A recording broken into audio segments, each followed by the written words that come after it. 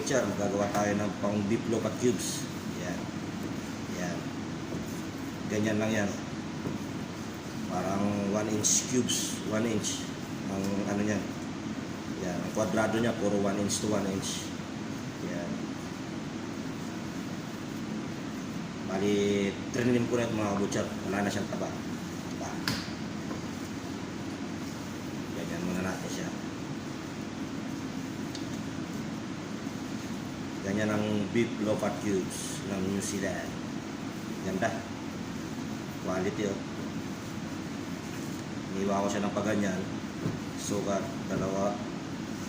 Yan. Ganyan lang ang beef low-fat cubes. Yan.